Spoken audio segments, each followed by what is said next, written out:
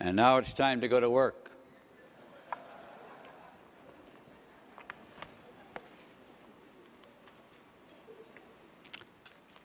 Well, what do you say after all those accolades and kind words?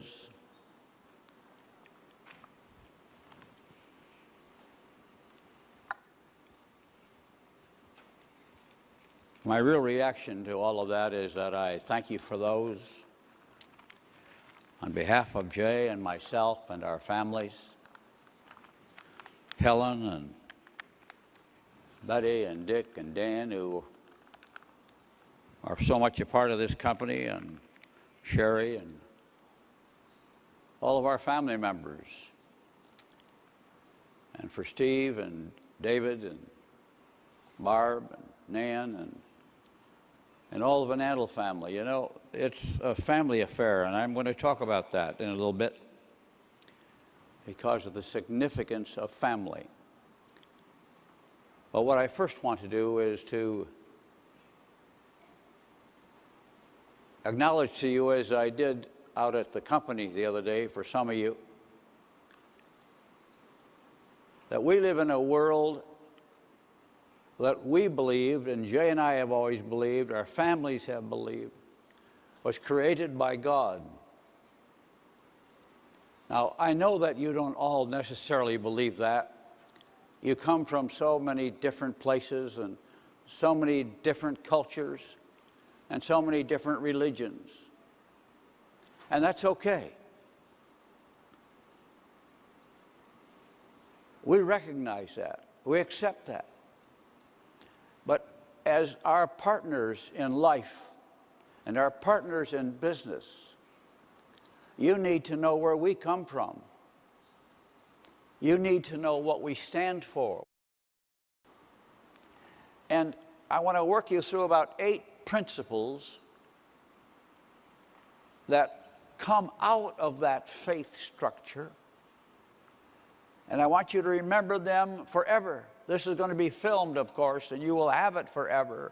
But it's important that you understand some of these things as to why Jay and I did them. Because there's nobody else to tell you. And I will not be here always. And that's okay. I understand. Time moves on. The next generation is in place. And that's the important thing. And in our planning, it was our provision that it would move on. And it would stay in this family and these families. And so that the continuation of this program to protect you and your businesses is what they were told and admonished that that was their responsibility forever. And that is the lesson to all of our family members and to those responsible for this business, that it is beholden to you, not to us, but to you. Because God has put us in a position of responsibility to protect what we have promised to you. And that means we have to protect the line of sponsorship. We have to make sure products and the plan all function. And that we have made provision for that, so that the checks flow in good times and in bad. As I develop these 8 principles with you, you will understand them a little better. And you will understand why, when people say to you in the years to come, why did they do this? You will know why and why it was important that we did that, as a means of protecting your business. You and we are a society of great power in this world. Our potential as a societal group of people believing in each other and lifting each other and others up has a force potential in this world that there is no other like it. I can only imagine and dream what we will be and what you will be as you impact millions of more lives. We always worry about the dropout factor. I know there's a dropout factor. I know it should be reduced, but I also know all the people who dropped out who tell me how impacted they were by this business and how it improved their lives. Even though they didn't stay in, your impact on them continues. I see them every day, and they tell me about what you did to them and how you encourage them and how they're doing things today they would not be doing if it had not been for this business, even though they didn't stay in it. That's okay. That's a tribute to you and how you are conducting yourself, that they are saying, yeah, I went to a Jaeger meeting, and yes, I learned this there. And they say it about all of your meetings. And so this is a little heavy maybe, but it's serious business right now. It may be my last chance to ever talk to all of you like this. It may be the last chance we will ever be together in one place, here and in Las Vegas, where the true people who in the last 50 years have brought this business to where it is today, that we will be together to talk about these things. And then they will live on through you. And people who said all these nice things about me will be saying them about you, because you will have touched their lives. I see Sam Renborg here, and I think about the Nutrilite story and the heritage that we were given in our beginning days in Nutrilite, which was the foundation of this whole business. But out of our 10 years, well, we're talking 60 years, 50 years here. Jay and I have been in this business 60 years. I was 23. Jay was 24 when we signed up. We called our company the J-A-R-I Corporation, J-A and R-I, a dash in between. J-A-R-I, Jay and Rich. And everybody else called us the J-A-R-I Boys because we were so young. And most of the other people were older before they had to be desperate in lives before they caught on. And we were kids. We were just looking for a business of our own. We'd already, at 23 and 24, we tried 3 or 4 businesses. Some had failed. None had really succeeded. Excuse me, they all succeeded momentarily for the time they were, but they didn't have the longevity. So when we looked at this business, it was always with, how do we build a business that lasts? How do we build something when you put so much effort into building this business that it is protected and rewards you over and over and over through generations? That's quite an assignment, but that's what's happened. And that didn't happen all at once. There was an original group of us that sat around. It was the Dutts and the Victors and the Hansons and the Walter Bass and a few others. And we just sat around and talked about it because we were all in Nutrilite, and we were talking about a new idea and starting another company. And they were all partners with us in that. And they entrusted Jay and I to carry it on and execute. But it was the combination of their experiences and our experiences out of which these things were formulated. Now, I know that's a lot of talk to just set the background. But I have to, I'm trying to impress upon you, you're the elite of the elite, you know. When we go to Vegas, we'll bring in some more, but you're the elite in the world. You're the ultimate achievers of the world of Amway. And so I want to share these things with you because you will protect them. You will carry them forward. Your integrity is what's going to be the symbols of our future. And that means we all had to grow up together and learn somehow not to do things, because we all got in trouble in places in this world because of the way we did things improperly, or because we didn't stick to things tough enough. But now we know. We fought enough battles to prove the value of this plan. We pioneered this plan. When Jay and I started 60 years ago, people ridiculed us. Not because of our marketing method, because of who needs vitamins? Who do you quacky guys think you are? You think you're doctors or something? Nobody needs vitamins. Eat 3 square meals a day and you'll have it all.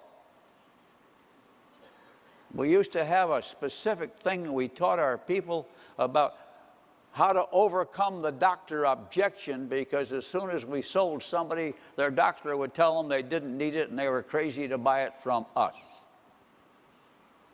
And we had to overcome that, along with a lot of things. The Nutrilite Company fought a battle with the Food and Drug Administration for the rights of people like us to sell Nutrilite. It was a key battle. It determined the whole future of this industry. It was a key to the survival of this industry. Had we lost that one, none of this would have come to be. But we won, because of some good lawyers and the persistence of Sam Renborg's father to see it through and say, we have a right to do this. There were forces that wanted to put us out of business. There were forces that wanted to say, no, only drugstores should sell it. That was the real issue. And those are the issues you face every day. But there are forces in this world who want you out of business. There are government forces that want you out of business. Other government forces are just trying to figure out how to tax you. And all of those battles have to be won and fought in every country. Many years ago, we could have taken our money and run away and been okay. But we would laugh and say, no, we're in business because we want to be in business for ourselves. That was what drove our own business. We wanted to run our own business, just like you do. You wanted to take charge of your life and have something to say about what happened, that you could make a difference for yourself and your family. It was in your hands. That's why you're here, and you've done it. And we praise the Lord for that, and we thank God for you every day. God's hand was on this business. It is on this business. I don't know why. Within 10 days from now, I will celebrate the 12th year at I Got a New Heart. You see, you can't explain that one either.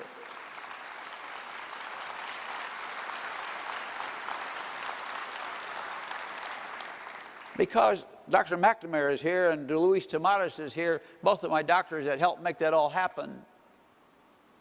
They had to come and see if I was still breathing up here, see if I still had any life left in me. But I do.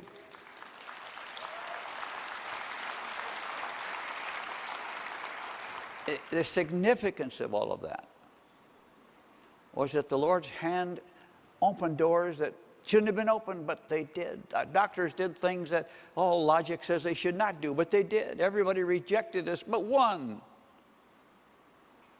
And the one who said yes knew all the problem he would get into if he did, but he did anyway. And you know, that's the wonder of it all, and that's why you know God's hand was on it, and that's we've seen his hand on this whole reason you're here and we're here together. It defies just human explanation that we were so good or we were so smart or we were so great or what a wonderful plan. It's bigger than all of us, folks. And the responsibility you carry is bigger than that. And that's why you have been given and have in your hands a trust. Maybe a sacred trust, to bring to the world not only better health and better beauty, but words of encouragement and words of faith that lift people up. That's what you are called to do. And you know that. You know. As Jim Dornan said up here, there was no logical reason why he said yes to this business. He was an aeronautical engineer. He was a professional, but he said yes anyway, and it impacted him. But he said, I don't know why, there it was. And I look at Peter, and he's a big university professor, and I look at Chuck Straley, just finished law school. I can go through the list of qualified people, but my first point I want to make of the 8, I better get to it, don't I? And number 1 of that is that we open this business to all people. Now that's a thank you, translators, for putting up with my not being on script at all. Okay? All those practice sessions, I'm sorry that we left it. They had me rehearsing these 2 speeches, and now I'm not following script. I'm going to try and get to the script now, okay. But thank you for staying with us, translators. Number 1 is, remember, you know it, everybody can join Amway. There are no restrictions and no requirements. All through the years we've had people say, why don't you tell us what kind of people to look for? We need a test of all the diamonds so we can determine who's really good and what kind of people are qualified, and we give them a test, and then we'll save all this dropout business. And we always said, no, we're not even going to listen to it. Because it was a principle. We didn't want restriction. We wanted anybody from anywhere, and as it's turned out, from any culture and any language and any place on the world, to be able to join this business, take charge of their life, and start anew. That's an important foundation, and it's a principle of the business. Don't mess with it. Opportunity for all. I know we have them drop out. I know they're not qualified. We used to have people come to the meeting and never sold anything. And I'd say, what do you keep coming for? And they say, oh, we love the meetings. It lifted them up. And I said, well, keep coming. One guy said to me, I come for the cookies. And that's true. We served cookies and coffee after the meeting, and he was always there for the cookies. Sometimes we'd have a drawing, you know, you'd used to have a little prize tonight, or we'd have a little drawing, but some of those people who came never sold anything. And they were always the ones who won the drawing, you know. After a while, Jay would kind of handle the way they passed out the tickets at the door, and that sort of helped the problem. But it didn't matter, you see. Those were people who contributed. There are people not in this room. They didn't qualify very far, but they brought you here. They were the link that brought you here. They didn't go anywhere, but you're here because of them. And that's the secret and the magic of our business. The openness of the opportunity. But that means another obligation that comes with that. I looked, by the way, I looked at Dexter and I thought, whoever would have let Dexter in if you had any rules? You know, who wanted a beer truck driver? Who would have let Charlie Marsh in? Who would have let you in? Who would have let us in? We had no qualifications of management or leadership. And neither did you, but you're here because the door was open. And as I look around the room, I see the faces of all of you who might not have been included, but you are included and you're at the top of it. I always remember Chuck Straley in the early days joined us, and he had just come out of law school, and I said, why would a guy out of law school join this business? Because he saw farther than we saw. And there are others like you, and maybe like Jim and Nancy, they saw farther. And that's the spirit. That's the wonder of it all. There's things go on beyond what you and I know and see. Number 2 is a renewal policy. I know that's not a big issue for some of you, but I want you to remember why every year we ask you to renew and you ask your people to renew. That's because in the old Nutrilite business, we had no way of getting rid of people.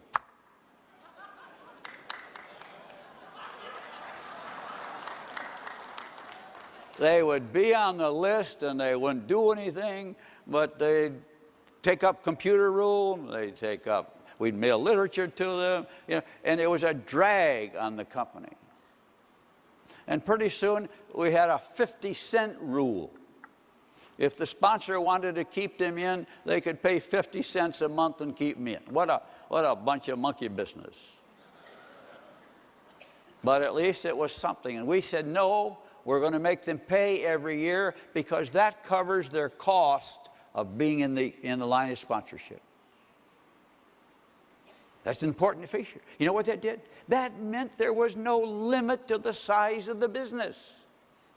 We knew that at the time. We said, that means we can go anywhere. We can go as big as we want. We go to the multi-millions. Because anyone who's in and they do nothing is not a drag on it. They can be there, they're not a drag. That's an important issue. You'll have that question a lot about, why do we have to renew every year? Don't they know I'm loyal to this business? Well, maybe you are, maybe you aren't, but at least you're going to pay the cost of keeping you in. Now you know why. It's an important issue. And just like being open to all people, we have to make sure our products and our programs work for all people. If all people can come in, we need products that all people can sell. You know, that's what drove us to selling soap. Nutrilite was a hard sell. Harder in those days because it was ridiculed. But it was such a hard sell that we said, let's sell soap. Everybody uses soap. Most everybody uses soap. Anyway. And that became an easier sell. So that some of the people who didn't have any skills could at least sell Nutrilite or or sell Amway home products or use them. That was a level of entry for people, which we're working hard at now to give them some food bars and other products that are easy to sell at the beginning as they learn. We all deal with people who say, I can't sell. Well, none of us in this room could sell. But we all learned, didn't we? It's a skill that anybody can learn. That's the key. But it's up to you to teach them. Don't buy that story that they can't sell. We started to make excuses for people who said they didn't want to sell. We just gradually taught them how to sell. So they sold to their friends and their neighbor and their mother and then maybe an uncle and an aunt, and pretty soon they gained confidence. I remember at our meetings, if somebody made one sale, we'd put them on the stage to tell about it. Maybe you don't do that today, but that was important. That was the biggest thing they'd ever done in their life, making one sale. That's where you bring them from. And when they sponsor that first person, what an event, what a celebration. That's how you bring them along, isn't it? I know that, but those are the things that you keep in mind as you build your policies. Number 3 was the cash element of our business. Today, all of you in this room have a better understanding of that. As you watch the problem on the markets of people and loaning and all the borrowing, and everybody used to say, you can speed your business up if you'll give them the product on credit. And I said, if we give it to them on credit, they'll give it to their people on credit, they'll give it to their customers on credit, and they'll all go broke. You stick with a cash business. And everybody in the world that sees our business marvels that we can make that work so well. That's because they got into bad habits. And don't let people talk you into thinking that that is going to change our business. It'll destroy our business. Keep it as an honest cash business, even if they use a credit card. Number 4 is the pass-through feature of the Amway plan. That was not in our business originally. Nutrilite struggled with how to do pass-through. And it was like a lightning rod that came into us. Jay and I took a big piece of what we call butcher paper in this country, a big wide sheet of paper that used to wrap meat in. And we rolled it out on the kitchen floor from wall to wall. And we got on our knees and we started to work the plan up from the bottom, from the first person who made a $50 sale, and then up here, and then a sale here, and nothing here, and some there, and a lot there. And we just worked all the combinations we could think of how the money would move from the top up. And the miracle of this plan is in the pass-through system. The other people who try to duplicate us and copy us always try to cheat because they want to slant the money into certain pockets. We have a plan that puts the money in the pockets of the people who do the work. That's the miracle of that plan. I remember the day when the guy who ran our little computer in those days came running down the hall saying, "I got it, I got it." And I came out and said, "What do you got?" He said, "I got the plan on the computer." You know what? That was a breakthrough day. That was a miracle day. Because up till then, we couldn't pay a bonus until all the girls got up off their knees working the plan every day from the bottom up. And when it wasn't until we had the last entry of the last person in the line that we could start to process the payment of bonuses upwards. And the time that took meant that if we couldn't get that on a computer, then we would be limited as to how far and how big we could go. Once they got it on the computer, the world was ours. This is a computer and a jet age business. It's built for this kind, and that's why it works so well. It's up to date, pass through, unlimited ability, and it works all over. Number 5 is pass on. There are very few businesses in this world that automatically pass on the ownership of a franchise to the next generation. If you own an automobile dealership and the owner who started it dies, they do not necessarily give it to the wife or the children. They cancel it, just like they're canceling automobile dealerships in this country now. They just cancel them. You see, we don't cancel. You self-eliminate when you fail to renew.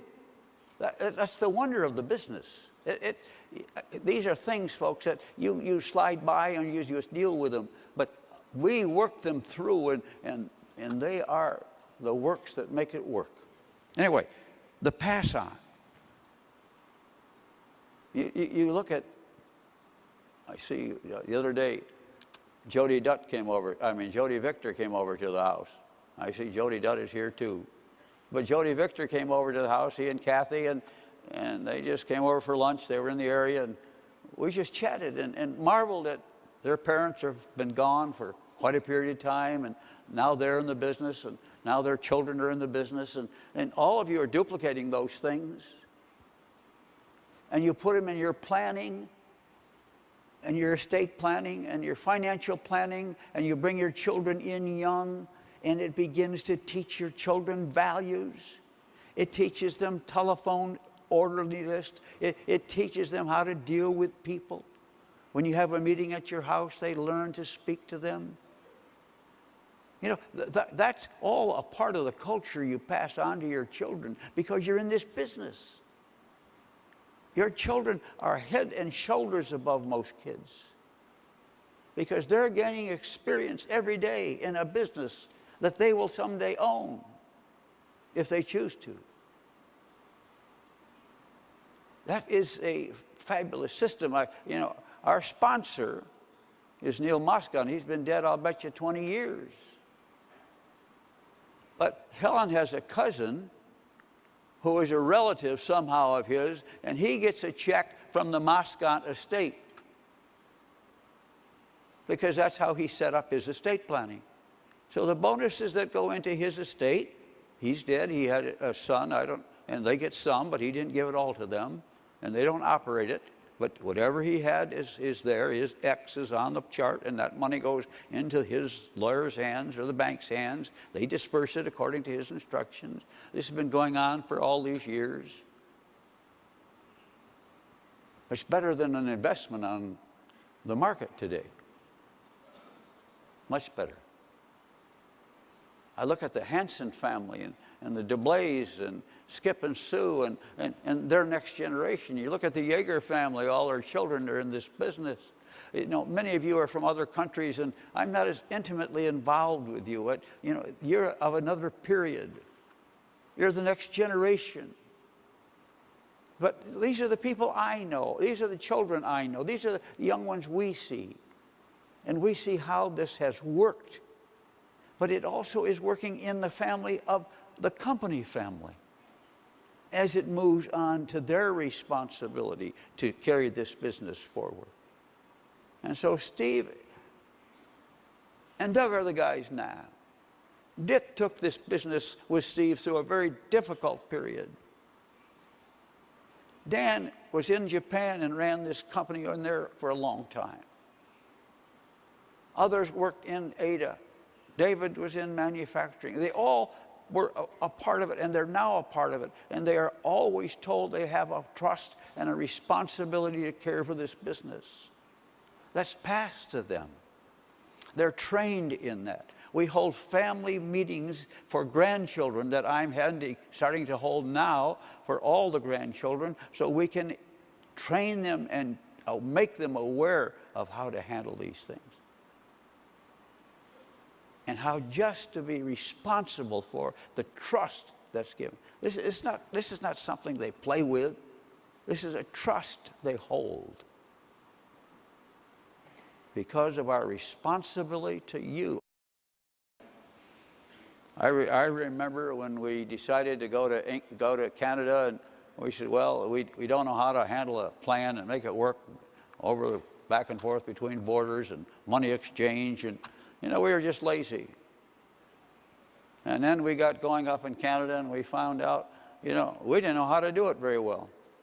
And so we opened the door, and I remember the Krause family, and that got over to Jim Jantz and Gordon, I can't even think of Gordon's name right now, and Bob Schmidt, who was here, and all that once was the beginning of the first international business. And from once we got that figured out, how to do that between countries, and had a fight with the Canadian government for a while, but we survived it. It's interesting how you get into entanglements when you're just minding your own business. Think you're doing it well, and one day you find out somebody's got it in for you.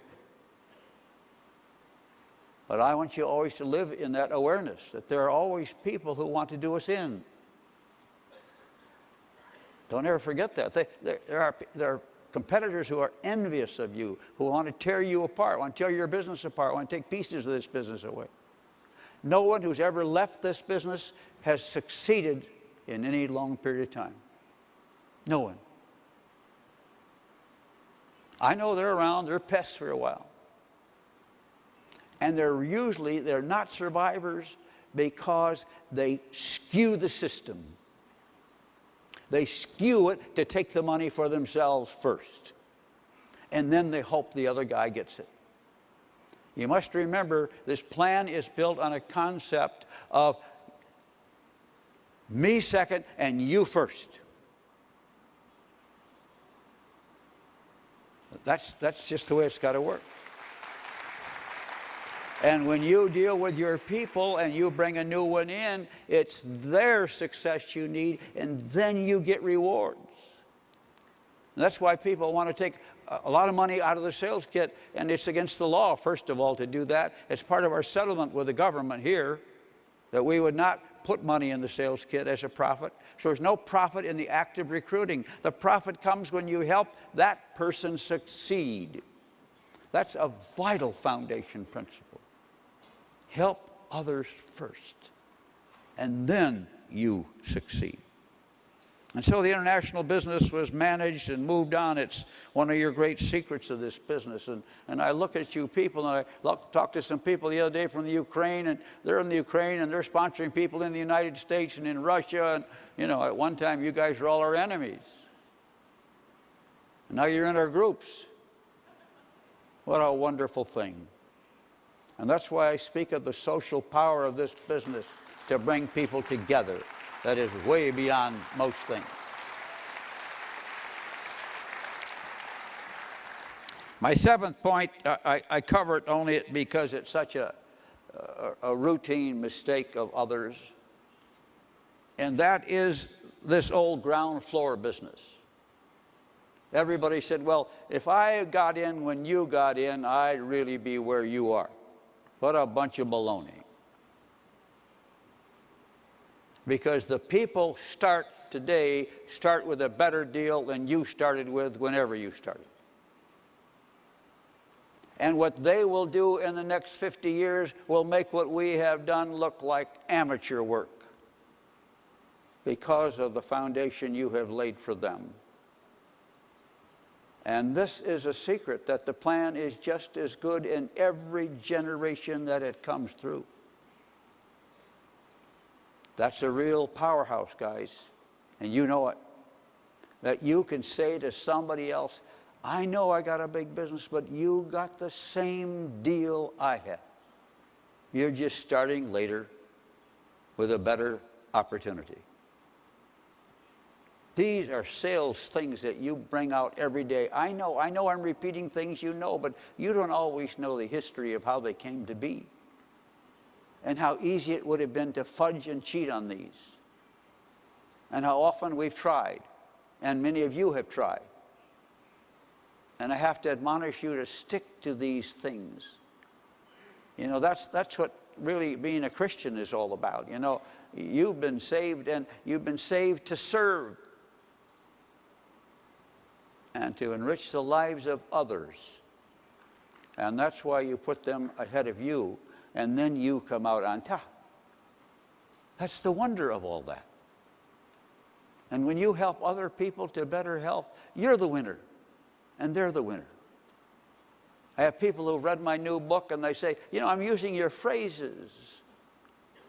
And I hope they feel better, because I sure feel better telling them. That's the payoff you get of doing some good. And so most of us rejoice today when our people succeed, don't we?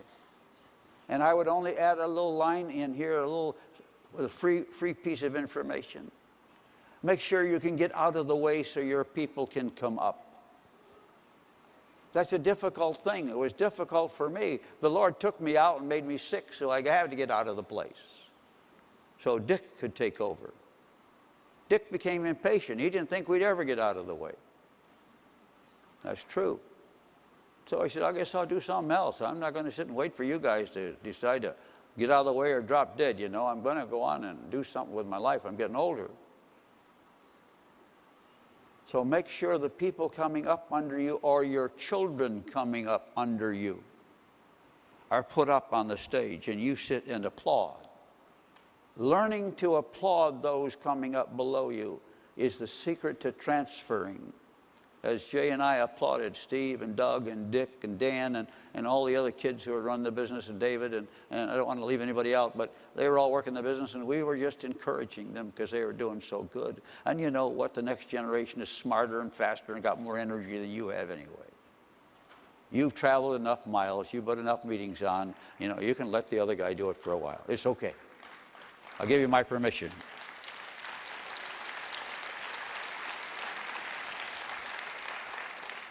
The ground floor thing only gives me another little thing I have in my notes here, and that is buying a position in the business has been one of the biggest rackets going in multi-level. It's an old game, and that is, instead of working your way up to become a platinum, as we call them today, you just buy that amount of product and we'll make you one right now. That caused riots in China. That caused the Chinese government to close us up because somebody else was doing it. We weren't doing it. Other people were doing it. They said, we're following the Amway plan. No, they're not following the Amway plan. Amway doesn't permit inventory loading. We do not permit buying a position. Every person in this business who's in leadership earned the position. And when you listen to someone speak who's wearing a pin of ours, you know they got there the same way anybody else got there. They earned it. And you can respect them. I remember Bill Campbell used to teach us how to stand up and applaud when they were introduced. He said, you can applaud them. You don't have to wait till they speak. Applaud them for what they've done. And I thought, what a wonderful idea. And so we all do that now, don't we? And I remember Bill Campbell talking about that. Bill Campbell, by the way, is another one of Yeager's cohorts and sponsorees and so forth. More of Rome, New York. Out of there came some of our best people. Riots, inventory loading, illegal. And my 8th point is a proven system. And I can share with you only some of the history of what we have fought for and you have put up with. We have fought with governments and companies and many people to protect this plan. We do not walk away from a fight. Michael Moore, our head legal guy, he's ready for you if you want to take him on. We are willing to spend the money to protect this plan and your business. And we have won virtually all those cases. I don't know any of that we've lost of significance. The last big one was in England, you know, and they kicked us out of the country because they said we weren't conducting ourselves properly, and as soon as we heard that, we changed the way we did business there, and we forced a lot of you to change the way you do business. We said, we can't let this go on. We've got to change to make these people happy because they have the power to kick us out. They do have that power. Somebody just got mad over there. Just like some guy in some province of India, he just doesn't like us. And so he closes you up and he makes grief for the people in India. And we have people like that in Canada and elsewhere in this world who do these things. You and I have to be prepared to fight them. You have to stand with us when you go through that. It's not because somebody screwed up, it's just because somebody wants to do us in. But that's the battle of life. And that's what free enterprise is all about. It's standing up for what you believe in. Fighting for the rights of people to be free to own their own business. People don't like that oftentimes. They want to control your business. We want you to control your business.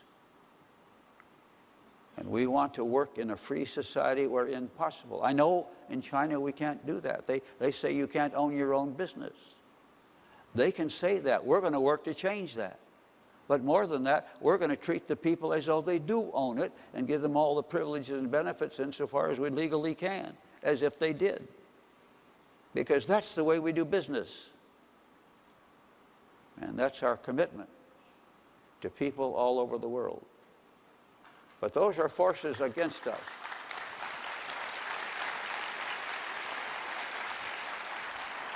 But we have proven that we can take them on, whether they're competitors who try to steal your distributors, or whether they're countries who don't like us because we're a free enterprise company, because we fight for you to be free to own and run your own business. And that war will go on, and that will strengthen us. But you can live in the assurance that we will fight together. I would end with one little story, and the things I've been sharing with you, because I should have started with it. Many years ago, W.R. Grace and Company, a big chemical company in this country, tried to buy us. And they sent one of their top people over, and we said, yeah, we'll talk to you. And we were a little company. I don't think we had anything except our home products group at that time.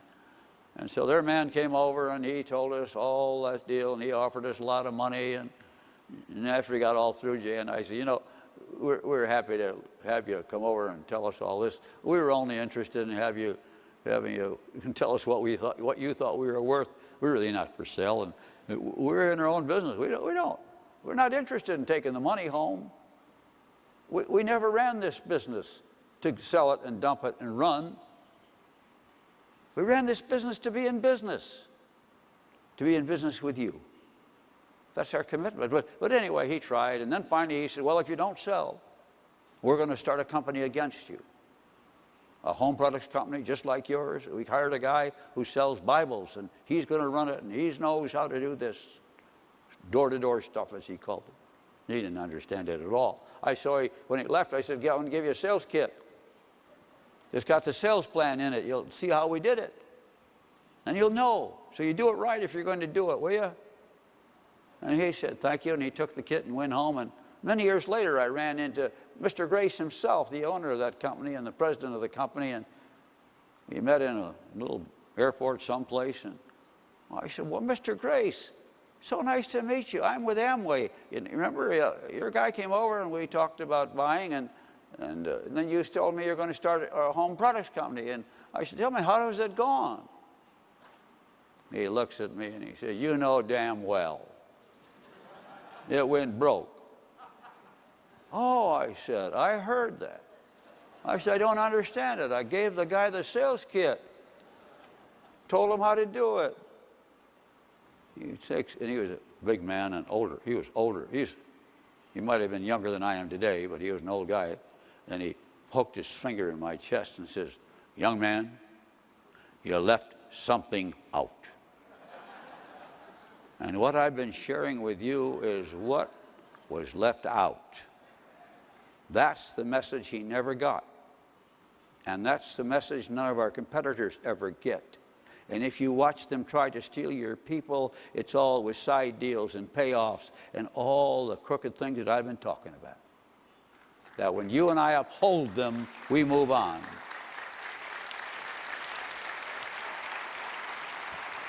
And so we move on in confidence. I'll not be here the next big party you have, probably. But whenever you have it, remember this day and the founding principles that you have to protect. Putting the other guy first. They win, and then you win. We always cheer the customer and the new guy on. When we cheer him on, we all win. And we are going to have a future and an impact in the world for health and beauty and encouragement that goes way beyond the business. So keep your faith.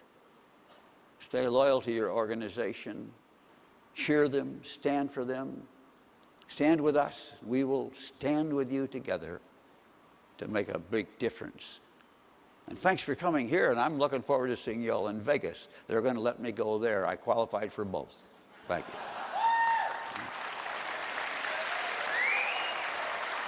Thank you, everybody.